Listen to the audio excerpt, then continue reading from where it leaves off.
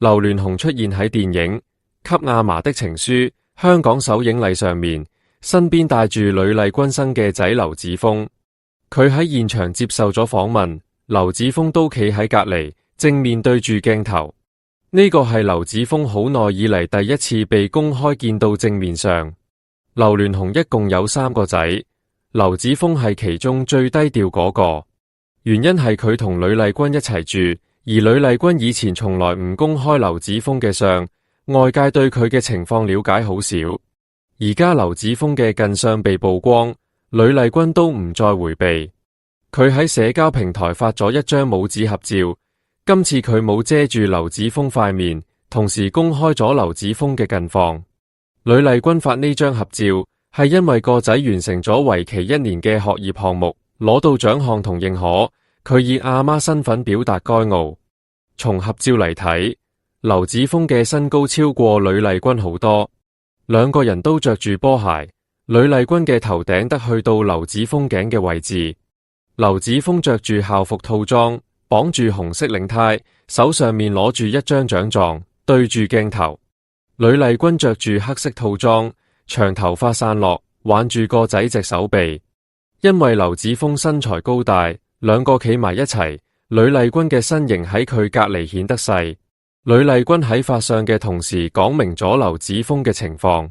劉子峰啱啱由杭州返到香港，過去1年佢參加咗一個寄宿項目，係佢讀緊嘅香港國際學校同內地學校之間嘅交換生項目，地點喺杭州。呂麗君同意佢去杭州生活1年。項目結束之後，佢返到香港同屋企人團聚。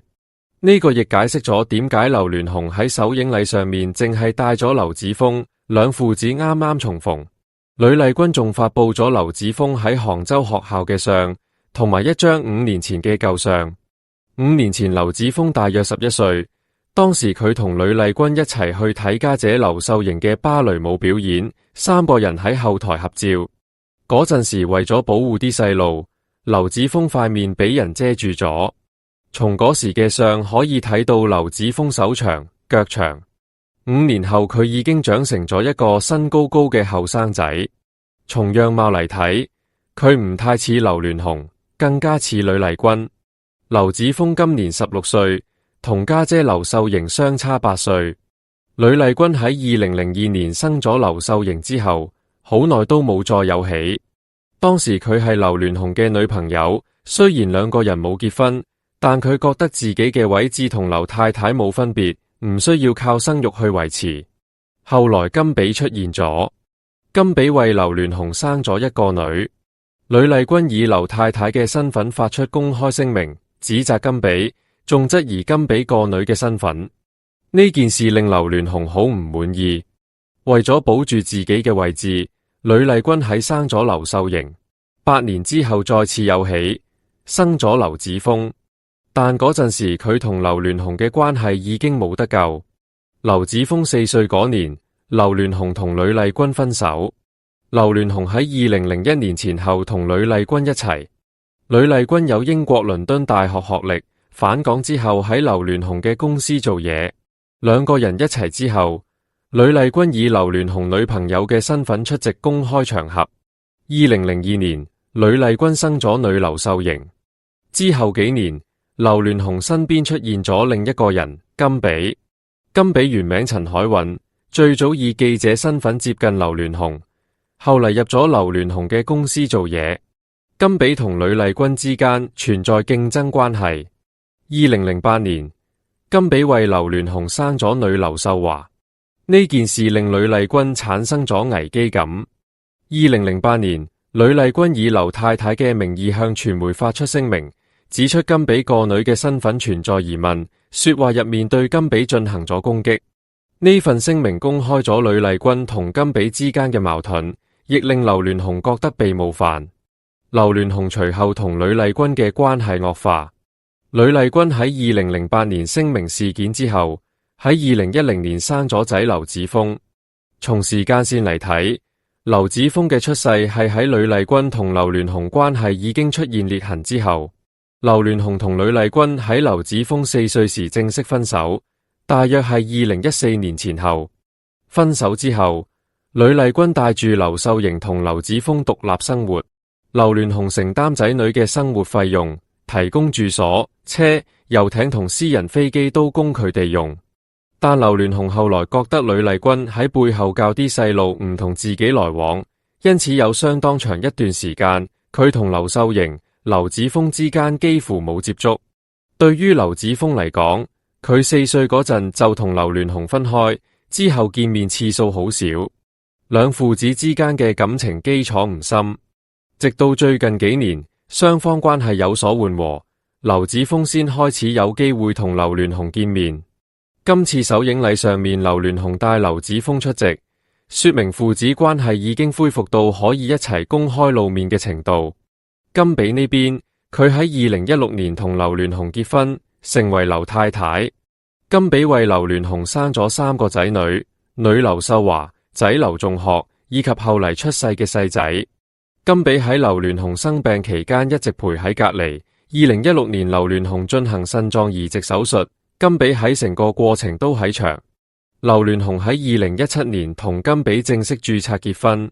結婚之後，甘比逐步接管咗劉鑾雄嘅部分商業事務，並且以劉太太嘅身份出席公開活動。呂麗君喺同劉鑾雄分手之後，將精力放喺仔女嘅教育上面。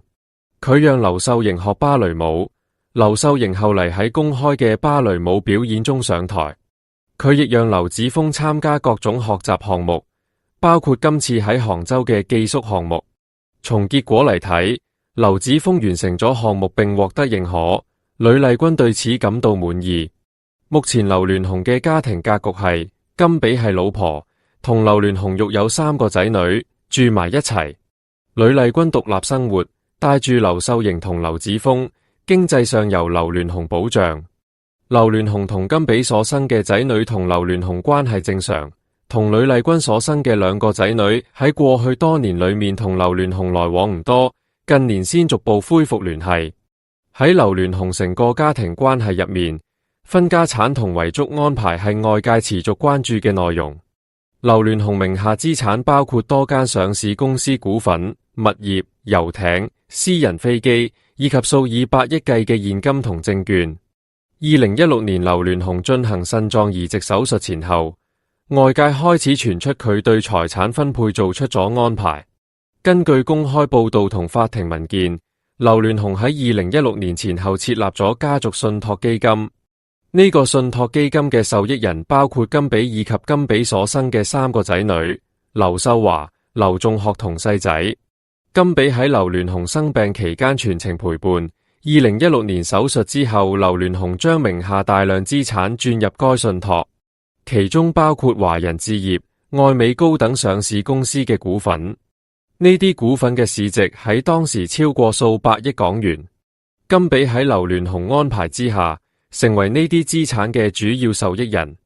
劉鑾雄喺財產分配上面，並冇淨係將資產留俾甘比一方。根據後來公開嘅資訊，呂麗君所生嘅劉秀瑩同劉子峰都被列入咗財產分配範圍。劉鑾雄為呂麗君嘅2個仔女各自設立咗信託基金，基金入面放入咗物業同現金。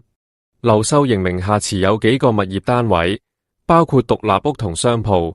呢啲物業由劉鑾雄喺分手後陸續轉到劉秀瑩名下。劉子峰名下亦有物業同信託安排，確保佢成年之後可以獲得固定嘅資金支持。從金額嚟睇，甘比一方獲得嘅資產佔劉鑾雄總資產嘅大部分。甘比及3個仔女透過信託獲得嘅資產，涉及華人置業超過50%嘅股份，以及大量現金同物業。呂麗君嘅2個仔女獲得嘅資產規模細過甘比一方，但金額仍然可觀。劉秀瑩名下嘅物業總值喺數億港元水平，劉子峰嘅信託基金都包含咗物業同現金，總值喺億港元級別。劉鑾雄喺2023年至2024年間身體狀況持續受到關注。佢喺2023年10月曾傳出健康出現問題，需要住院治療。甘比喺呢個期間陪喺隔離。劉鑾雄喺住院期間對資產安排做咗進一步確認。根據媒體報道，劉鑾雄喺2024年重新審視咗信託結構，確保甘比同3個仔女嘅權益得到保障。同時，呂麗君嘅2個仔女嘅信託安排亦被確認維持不變。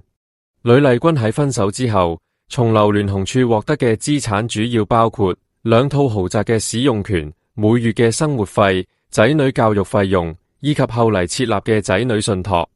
呂麗君本人並未從劉鑾雄處獲得公司股份或大額現金，佢嘅經濟來源主要係劉鑾雄提供嘅生活費同仔女信託中分配俾仔女嘅資產。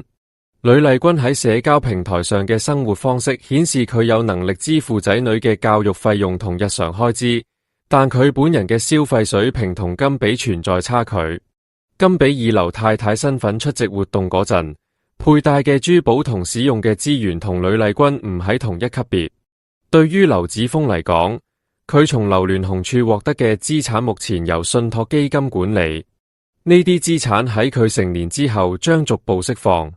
劉鑾雄喺安排財產嗰陣，將3個仔都納入咗分配範圍。劉鑾雄同甘比所生嘅劉仲學同細仔，同劉子峰、劉秀瑩一樣，各自有獨立嘅信託安排。